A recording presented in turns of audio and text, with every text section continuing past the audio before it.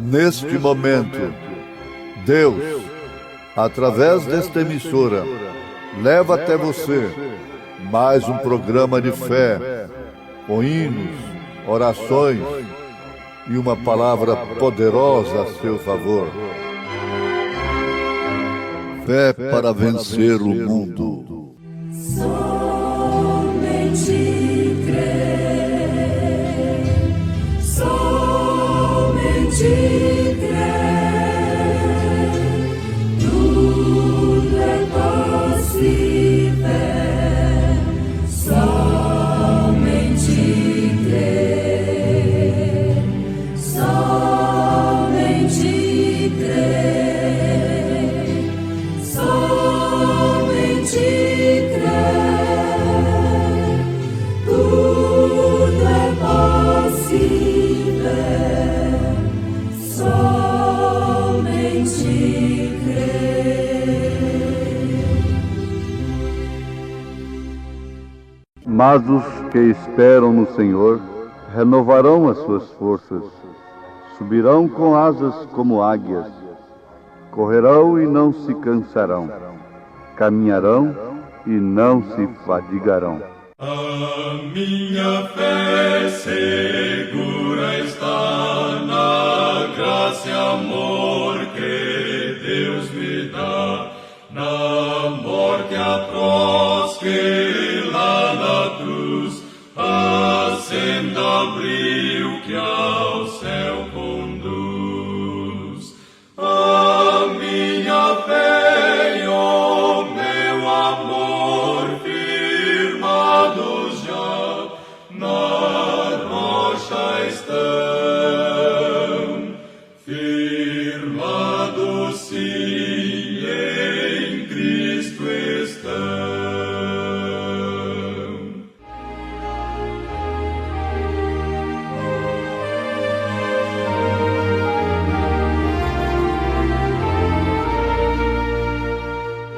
Ouvintes preciosos, é humano, lógico e natural, não é? Que para sobrevivermos é necessário que sejamos alimentados. Agora, estamos falando em termos físicos, materiais. Mas isto se compreende também espiritualmente falando. E quando se fala em força, quando se fala em cansaço, em fatiga, então lembra-se também do fator espiritual. E a Bíblia é toda escrita desta forma, tomando a águia, o cordeiro, o leão, o boi, a natureza, como a pomba e outros tipos, a mulher e o próprio homem representando a palavra, a mulher representando a igreja. Então aqui em Isaías, capítulo 40, versículo 31, está escrito: mas os que esperam no Senhor renovarão as suas forças, subirão com asas como águias, correrão e não se cansarão, caminharão e não se fatigarão. Isaías 40, verso 31. Certos de que muitas famílias têm feito deste programa um culto doméstico, cumpre-nos o dever de cada dia mais tratarmos com bastante zelo, amor e caridade, diligência, de falarmos somente a palavra de Deus, que nos traz ânimo, estímulo e também correção. O amor que não é corretivo não é o amor de Deus, não é verdadeiro. O amor filho, o amor sanguíneo apenas, ou a paixão, não aceita a correção. Mas o amor de Deus é provado através da correção. Aquele que Ele ama e a quem Ele toma por filho, açoita, corrige. Aos Hebreus capítulo 12. Você não ousaria corrigir, açoitar um filho que não é seu. Muito bem, Deus faz o mesmo. O ímpio por si se destrói, recebe as consequências de seu desvario, de seus pecados, mas o justo, aquele que é fiel a Deus, esse é filho de Deus e por isso é corrigido por Deus, especialmente pela sua palavra. Mas os que esperam no Senhor renovarão as suas forças, subirão com asas como águias, correrão e não se cansarão, caminharão e não se fatigarão. Isaías capítulo 40, verso 31. Ouvintes, esperar é uma virtude, isto é, saber esperar. Muitas pessoas são obrigadas a esperar, ainda que ansiosas, murmurando, clamando, elas esperam porque são obrigadas. Nós temos tido experiência em aeroportos nacionais e internacionais.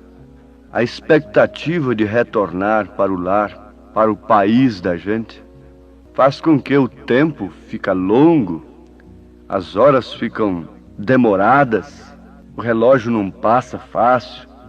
E a gente vê quantas pessoas se angustiam e desesperam e murmuram quando no aeroporto anuncia-se um atraso do avião, da partida.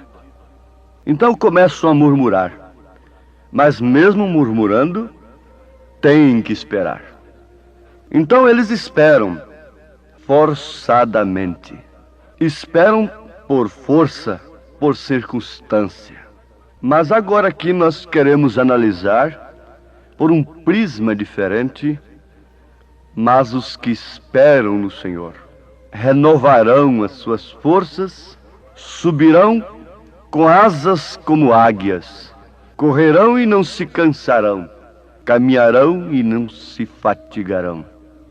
Agora notem, aqueles que esperam no Senhor pelo Espírito, esperam sem murmuração, esperam felizes, esperam, na verdade, com uma certa expectativa, mas que não causa outra coisa senão gozo, prazer.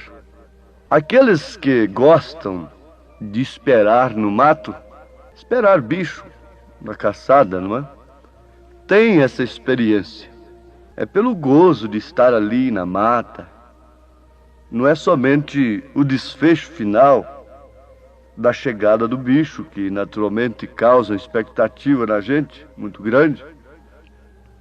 E é de prazer esperar, porque gosta de esperar, de estar em contato com a natureza, de passar uma noite de vigília, esperando. Agora, esperando algo que não é prometido, não é seguro. Mas pensem, amados, se esperar algo que não é prometido, uma vez sendo esperado com gozo, com prazer, por vocação mesmo, é maravilhoso. Quanto mais esperar algo que é prometido, especialmente por Deus. Às vezes sofremos vexames, sofremos críticas. Vocês já pensaram um pouquinho no tempo que Abraão esperou para se cumprir a promessa de Deus? Naturalmente, ele anunciou a promessa de Deus e, logicamente, ele foi zombado, foi criticado. Por quê? A sua fé estava firmada na promessa de Deus. E ela era uma fé que, de fato, era um firme fundamento do que ele esperava e uma prova da coisa que ele não via. Um filho, uma semente genuína com Sara, sendo que ambos já haviam atravessado o tempo da possibilidade física de conceberem um filho. Mas ele estava esperando. Diz a palavra que dando glórias a Deus.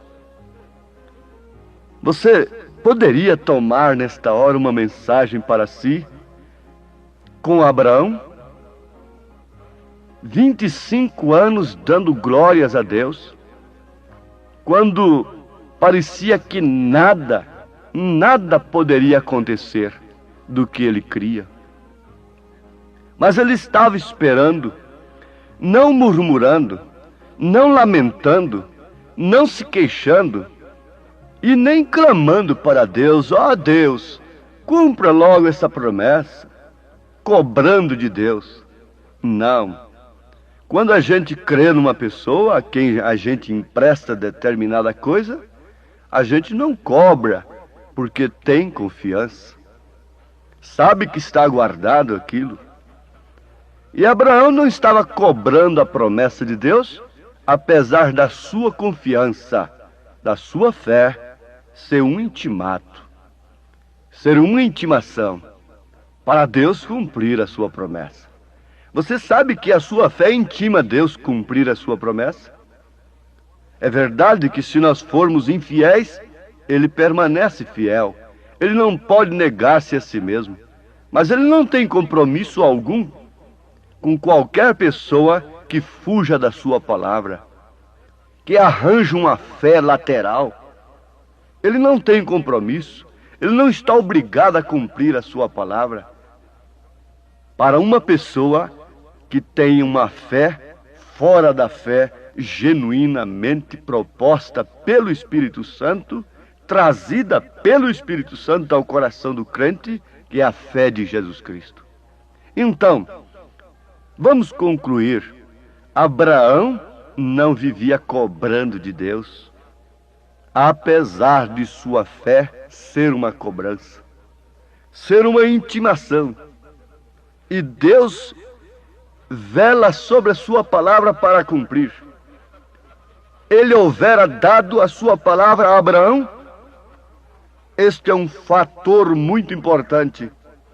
Agora, o segundo: Abraão tomou Deus na sua palavra.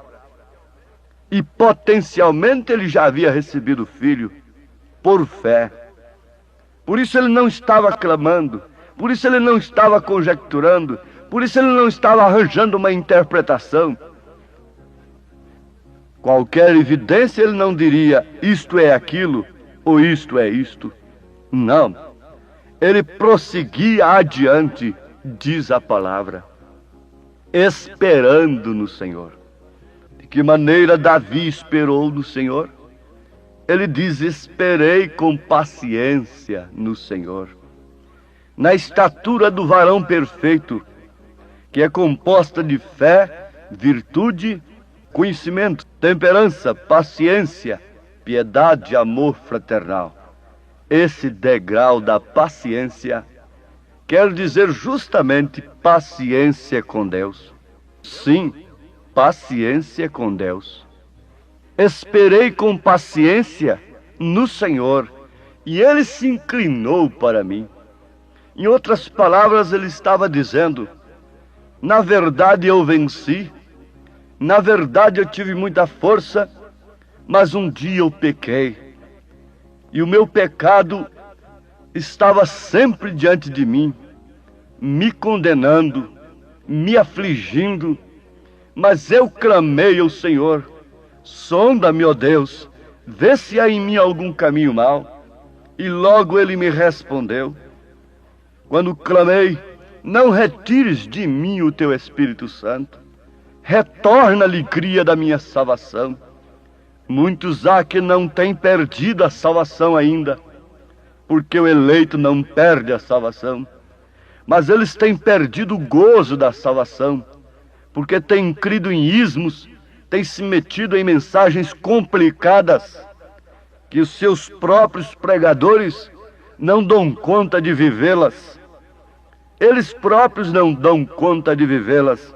Quando você vê um homem se metendo muito em dificuldades, tentando explicar isto e aquilo outro, como acerca do milênio, etc., 7 trovões, coisa que nós amamos e sabemos que necessitamos de tudo isso, mas vamos alcançar, virá no seu determinado tempo. Fique sabendo, nem eles próprios podem viver tais mensagens. Esta é a verdade. Falo com experiência própria, quando Deus tem me permitido andar por esse caminho como Davi andou em lugares escorregadios, para depois entrar no templo do Senhor em tempo e atinar para a coisa correta. Oh, esperei com paciência no Senhor e clamei: Deus, o meu pecado está diante de mim. Mas Davi não aceitou que ele fosse um perdido. Não aceitou isto no seu coração.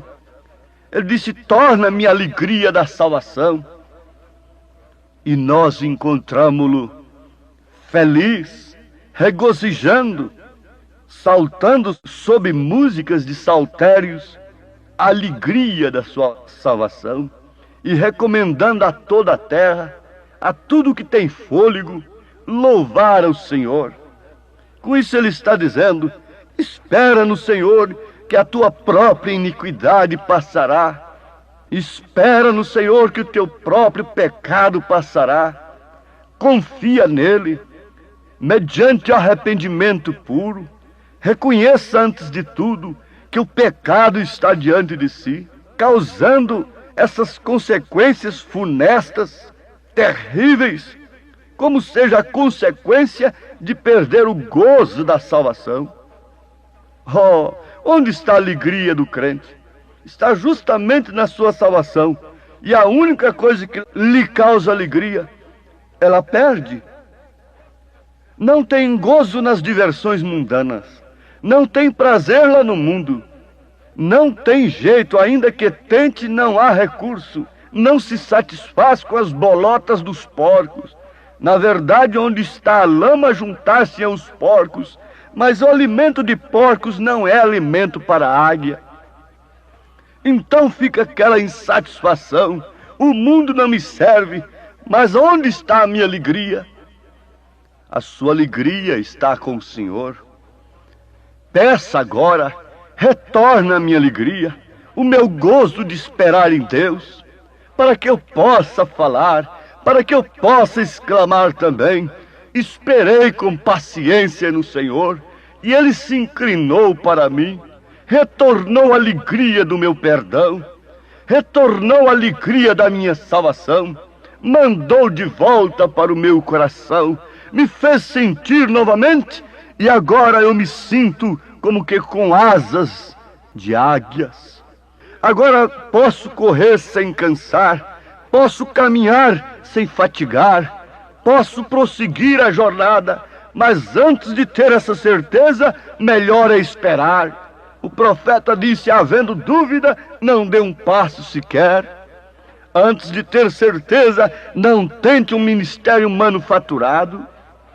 Não tente fazer uma obra para Deus, por mais diligente que ela seja, por mais necessária que ela seja, por mais que você sinta a urgência daquilo. Não fabrique um diácono, não manufature um evangelista, não manufature um obreiro. Não se prontifique a ser um obreiro manufaturado por causa da necessidade da seara. Não! Espere, o profeta dá uma ordem de Deus. Espere até que Deus diga: ande. Porque quando ele manda um homem, diz o profeta, todos os céus são obrigados a sustentá-lo. Nenhum demônio pode parar diante dele. Na verdade, muitos prosseguem suas jornadas e prosperam em ministérios e em coisas materiais e tudo mais. Davi viu isto, o ímpio prosperando, se inchando cada dia mais, e ele, como fiel a Deus, somente recebendo lutas e dificuldades. Mas ele disse, leia o Salmo 73, até que eu entrei no santuário de Deus e atinei para o fim deles. Esperar no Senhor é esperar em quem pode responder. Esperar no Senhor é certo que nós devemos esperar naquilo que Ele tem prometido. Muitas pessoas se decepcionam com Deus. Por quê? Elas têm obtido uma fé errada e começam a esperar numa coisa que Deus não prometeu. Oh, isto seria tão desagradável. Como você poderia esperar numa coisa que alguém não tem lhe prometido e depois se decepcionar com aquela pessoa porque ela não lhe trouxe aquilo? Deus está sujeito à sua palavra. Ele vela sobre a sua palavra para a cumprir, mas Ele somente vela sobre a sua palavra, não sobre um credo, não sobre um ismo, não sobre uma maneira de crer. Deus não está obrigado a ressuscitar o profeta desta era isoladamente para atender aqueles que creem dessa maneira. Deus não está obrigado a revelar o segredo dos 7 trovões somente para um homem ali particularmente, quando Ele não prometeu isto. Quando isto se manifestará coletivamente na noiva, quando isto será aquele batismo que será infundido exclusivamente nos eleitos, não num homem particularmente, mas sim todos os eleitos. Deus não está obrigado a cumprir uma doutrina. Deus não está obrigado a cumprir a revelação de quem quer que seja, ainda que seja um homem segundo o coração de Deus. O profeta disse que Davi teve uma revelação de buscar a arca, mas Deus não estava obrigado àquela revelação. Não, Deus não está obrigado às nossas revelações, aos nossos desejos evangelísticos com espíritos denominacionais. O mundo denominacional está preocupado com a salvação das almas. O mundo religioso está preocupado em fazer um círculo em torno de si. Mas uma coisa diferente passa pelo coração verdadeiramente chamado, vocacionado. Ó ouvintes, se o tempo nos permitisse ir abrindo as Escrituras para mostrarmos um Noé esperando no Senhor, Moisés esperando no Senhor e tantos outros esperando no Senhor, nós concluiríamos, teríamos uma conclusão exata, perfeita, de que de fato os verdadeiros filhos de Deus se caracterizam por este princípio, por este sintoma. Eles esperam no Senhor. Isso é o suficiente para o Espírito Santo prosseguir-vos falando sobre este assunto tão tremendo. Deus os abençoe, em nome do Senhor Jesus Cristo. Amém.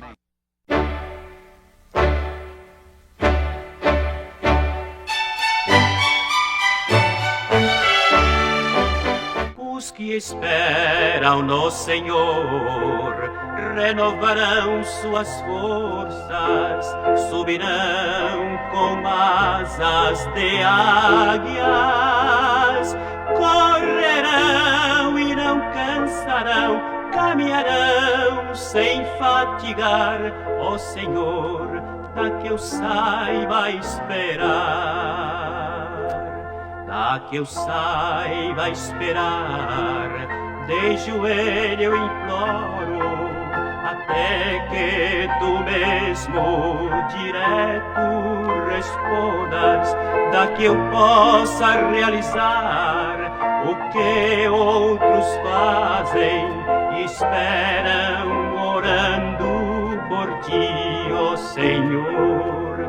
Os que esperam no Senhor renovarão suas forças, subirão com asas de águias, correrão e não cansarão, caminharão sem fatigar, ó Senhor, dá que eu saiba esperar, dá que eu saiba esperar, de joelho imploro, até que tu mesmo direto respondas, dá que eu possa realizar o que outros fazem e esperam orando por ti, ó Senhor. Os que esperam no Senhor renovarão suas forças, subirão com asas de águias, correrão e não cansarão, caminharão sem fatigar. Ó Senhor, dá que eu possa esperar.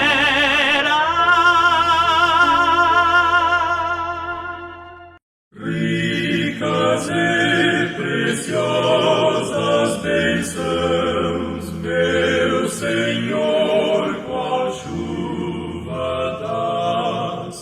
Dá-me algumas dessas gotas, dá-me a tua doce paz, dá-me a mim, dá-me a mim, essa paz bendita enfim. Santo Espírito divino, tu que a vista aos cegos dás, dá-me o mérito de Cristo e a minha alma doce paz, doce paz, doce paz.